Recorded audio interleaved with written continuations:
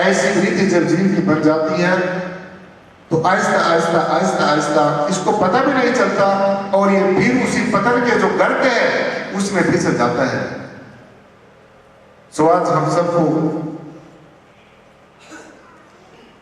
जो जरूरत है वो यही है कि जो हम भारत की संस्कृति को भूलकर कोसों दूर चले गए हैं, आज वेस्टर्न कल्चर को आज के जीव ने शासन जी अपना लिया है, तो आज हमें जरूरत है वापिस आने की, क्योंकि बहुत दौड़ चुके हैं।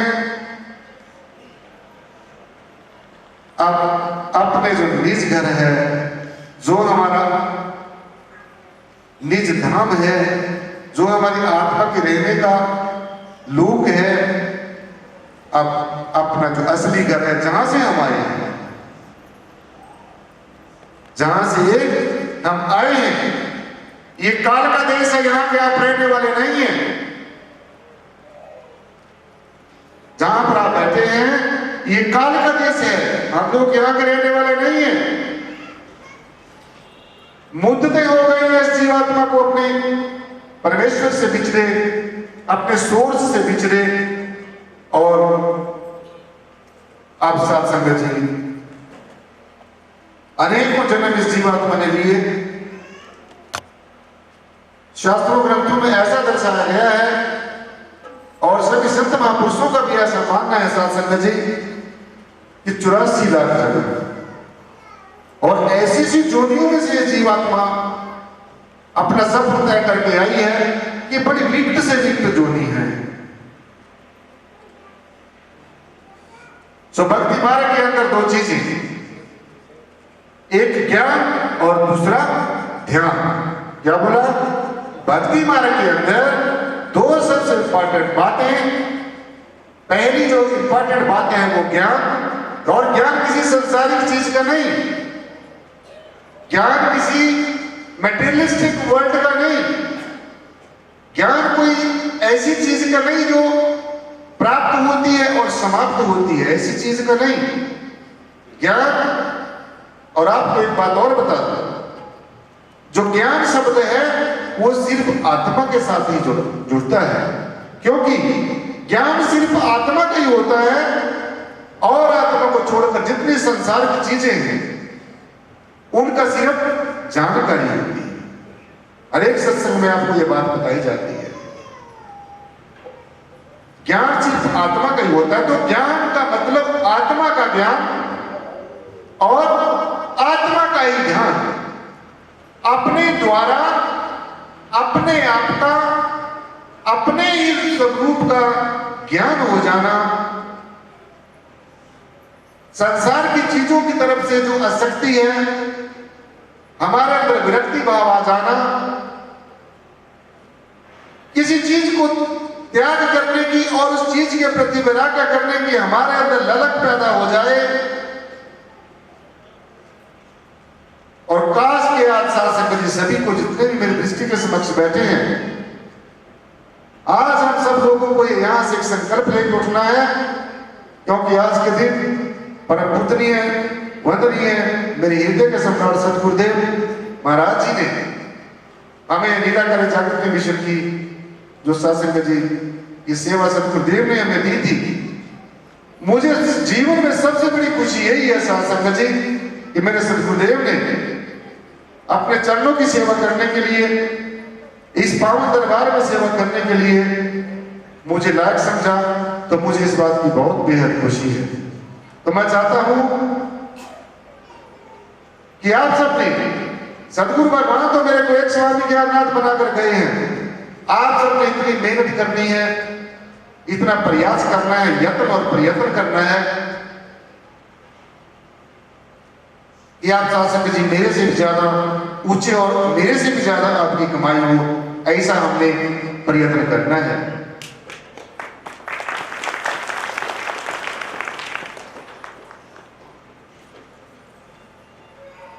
सो ज्ञान अपनी आत्मा का, अपने आप कि मैं क्या हूं, what I am in the real sense, असलियत में, वास्तविकता में मैं हूं कौन, मैं कहां से आया हूं, किस उद्देश्य के लिए आया हूं, और क्या वो मेरा उद्देश्य पूरा हो गया है।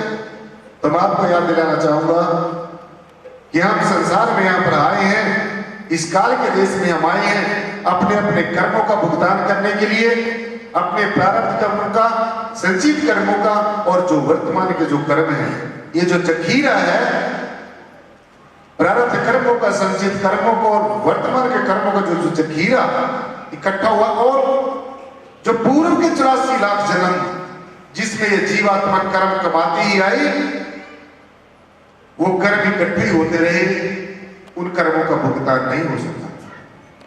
क्योंकि जो मनुष्य जोनी है ये कर्म जोनी भी है और भोग जोनी भी है। क्या बोला? ये कर्म जोनी भी है और भोग जोनी भी है। इसमें कर्म कमाया भी जाता है और उसको काटा भी जा सकता है। कर्म कर्म की रेख कटावे, कर्म कर्म में जा मिलावे। कर्म से ही कर्म की रेखा कट जाती है। अगर हमारे से जाने अनजाने में कोई गुस्ताखी हो जाती है तो अगर हम उसी से उस गलती का पश्चाताप कर ले और अपने सदगुरुदेव के पावन श्री चरणों में साथ संगत जी हम अरदास कर लेंगे, सदगुरुदेव मुझे ऐसी रहमत बख्शना, इतनी सामर्थ्य बख्शना, इतनी कॉम्पिटेंसी मुझे देना कि मैं धैर्यवान बनूं, चाहे कैसी विषम से विषम परिस्थितियां आ जाए, कैसी रुकावटें आ जाए, अटकलें आ जाए, बाधाएं आ जाए, क्योंकि ये जो भक्ति मार्ग है ये देखने में, सुनने में और पढ़ने में बड़ा सुलभ लगता है, बड़ा सहज लगता है। जब इसके ऊपर कोई चलता है ये उसको ही पता होता है। आप अपना इतिहास पढ़ के देखो कि जो समय समय के अनुसार ब्रह्मज्ञानी, तत्ववेत्ता, आत्मदर्शी संत महापुरुष आए हैं, उनके जीवन में कैसे कैसे विरोध हुए हैं, कैसे कैसे लोगों ने, संसार के लोगों ने उनको आजमा के देखा है। लेकिन एक बात आज यहां से शासन अच्छी तरीके से अपने नोट करके जानी है कि ये जो दरबार है सतगुरुदेव का दरबार है, यहाँ पर हमारे से अनेकों जाने अनजाने में भूलें होती हैं। तो हमेशा हमने यही प्रार्थना सतगुरुदेव के पावन श्री चरणों में करनी है कि सतगुरुदेव मैं भूलनहार हूं और आप क्या हो? बख्शनहार। बस ये छोटी सी प्रेयर यही हम करते चले तो गुण अवगुण मेरा कुछ ना बचारा, बख्श दिया परवाए। संत महापुरुष संगत जी यहाँ कुछ चीजें इकट्ठी करने के लिए नहीं आते, परमेश्वर उनको अपना मैसेंजर बनाकर यहाँ पर भेजता है, एक उनको संदेश देकर भेजता है।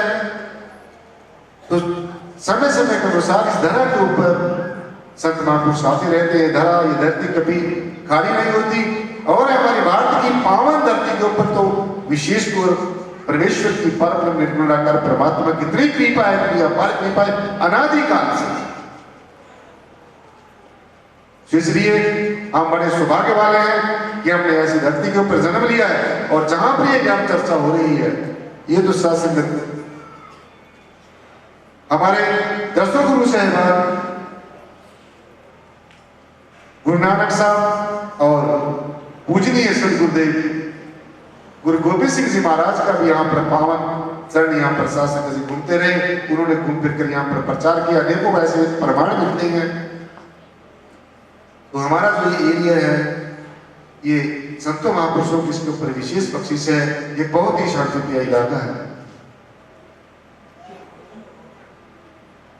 तो सदगुरु की क्या महिमा गाई जाए, सभी महापुरुषों ने आपको बता ही दिया है कि सदगुरु से श्रेष्ठ कुछ भी नहीं है। जो इंसान अपने सदगुरुदेव की हर एक बात के ऊपर भूल चढ़ाता है, मन से, वचन से, कर्म से उनके आदेश उपदेश की पालना करता है। बस एक ही तथ्य मैंने अपने जीवन में पाया और मैं आपके समक्ष में बता रहा हूं। जप तप संयम साधना सब सिमरण के माने। जप तप संयम साधना सब सिमरण के माने। और वो सिमरन किसका?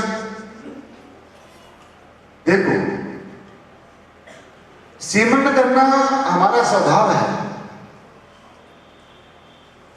हमारा स्वभाव है। हमारा मन हर समय किसी न किसी चीज का सुमरण करता रहता है, किसी न किसी का स्मरण करता रहता है। बस इसकी आदत को बदलना है। जहां ये संसार का सुमरण करता है, इसको समझाना है। सदगुरुदेव के पावन श्री चरणों में की धूलि में इसको स्नान कराना है। परमेश्वर के पावन नाम में इसको स्नान कराना है। परमेश्वर के प्रेम का रंग इसके ऊपर चढ़ाना है। तो जब हमारे हृदय में अपने सदगुरुदेव की पावन याद हो,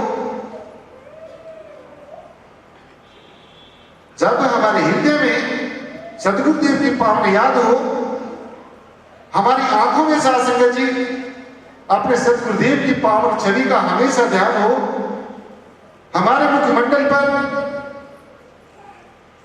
सदगुरुदेव के हमेशा ऐसी आभा बनी रहे और हमारी रचना से जी हासिल हमेशा सदगुरुदेव की प्यार की, प्रेम की, ज्ञान की, योग युक्ति की हमेशा चर्चा होती रहे।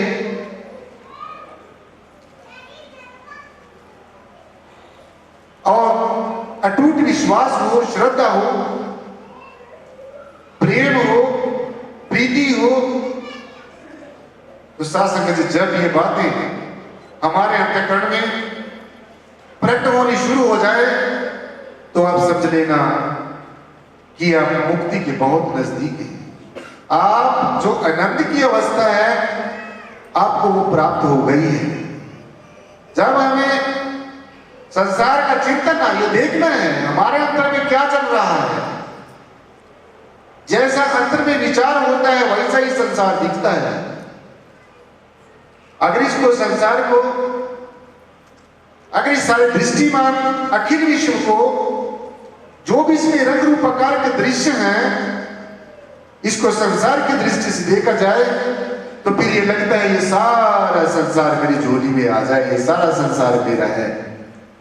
मैं और मेरा जो पैदा होता है, उत्पन्न होता है, वो तभी होता है जब हमारी संसार की दृष्टि होती है, जब हमारी आंखों में संसारिक मोह होता है, जब हमारी आंखों में संसार की जो स्वार्थ प्रथा वाली जो बात होती है, तो फिर ये संसार लगता है हमारा अपना है।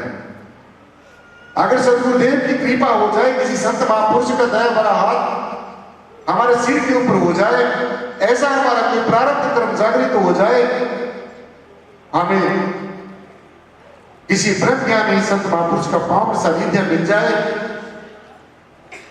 तो साथ संगत जी फिर हमारे जीवन की दशा और दिशा दोनों बदलती है। तो संसार एक तरफ संसार है, एक तरफ निराकार है, दोनों किसी को नहीं मिलते भाई। आज तक दोनों किसी को नहीं मिले। अगर संसार चाहते हैं तो निराकार छूट जाएगा, और अगर निराकार को चाहते हैं तो संसार छूट जाएगा। और छोड़ना ही है एक दिन नहीं दिन। जितना चीज छोड़ने का मतलब ये नहीं अपने कर्तव्य से भागना नहीं है। जो हमें सदगुरुदेव ने ड्यूटी दी है, जो हमें गुरु घर में सेवा मिलती है, उसको बाखूबी निभाना है। उठत बैठत चलत फिरत हर हर ध्याये, मार्ग चलते हर गुण गाइए। ऐसी एक युक्ति अपनानी है, ऐसा एक हमने अपने दक्कन में ऐसी धारणा पैदा करनी है कि हम उठते बैठते चलते फिरते परमेश्वर का यशोगान करते रहे। हमारा लौकिक जगत भी ठीक रहे और हमारा अलौकिक जगत, लौकिक जगत में रहते हुए, सबके बीच में रहते हुए,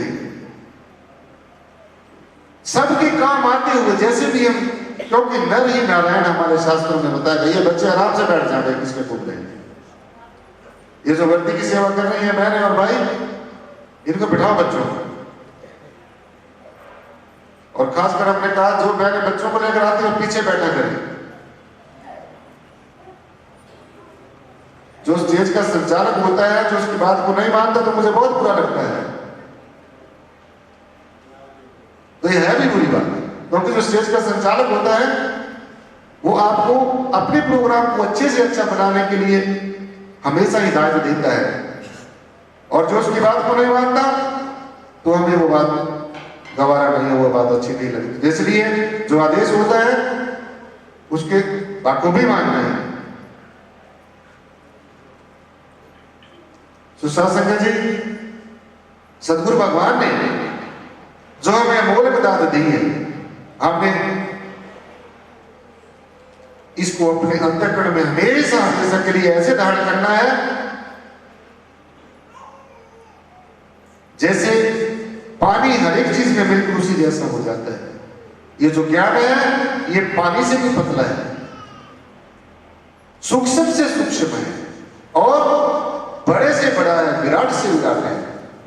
क्योंकि परमात्मा ज्ञान स्वरूप है, प्रेम स्वरूप है, लेकिन ज्ञान आत्मा का जो मैंने बताया और प्रेम परमात्मा का।